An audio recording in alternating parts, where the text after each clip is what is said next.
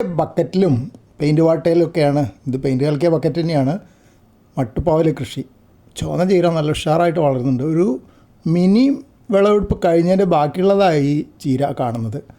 അപ്പോൾ അത് വളരെ സന്തോഷമാണ് അതിങ്ങനെ വളർന്ന് കാണാൻ. പക്ഷേ ഇത് കാണാൻ അത്ര സന്തോഷമില്ല. തക്കാളി ചെടികൾ വളരുന്നുണ്ടെങ്കിലും ചെറുതായിട്ടൊരു വളർച്ച ബാധിച്ച പോലെ പച്ച നിറം കുറച്ച് കുറവുണ്ടോ എന്നൊരു സംശയം. അപ്പോൾ എന്താ ചെയ്യേണ്ടതെന്ന് ഇങ്ങനെ ആലോചിച്ചു.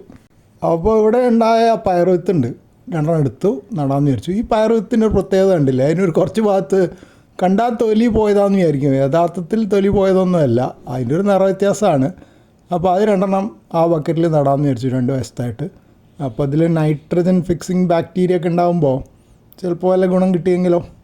പിന്നെ ഞാൻ എവിടെയാണ്ട് വായിച്ചിട്ടുണ്ട്, ക്ലോറോഫില്ല് കുറഞ്ഞാൽ വളർച്ച വരും ചെടികൾക്ക്. അപ്പോൾ ക്ലോറോഫില്ലിന് വേണ്ട ഒരു പ്രധാന മൂലകമാണ് മഗ്നീഷ്യം. അപ്പോൾ ഇവിടെ മഗ്നീഷ്യം സൾഫേറ്റ് മുമ്പ് വാങ്ങിച്ച കുറച്ച് ഇരിപ്പുണ്ടായിരുന്നു. ആ പൊടിയെടുത്ത് വെള്ളത്തിൽ കലക്കി കുറച്ച് അതും ഒഴിച്ചു കൊടുത്തു തക്കാളി ചെടികൾക്ക്. ഇനി എങ്ങനെ വരും എന്നുള്ളത് പിന്നീട് കാണാം.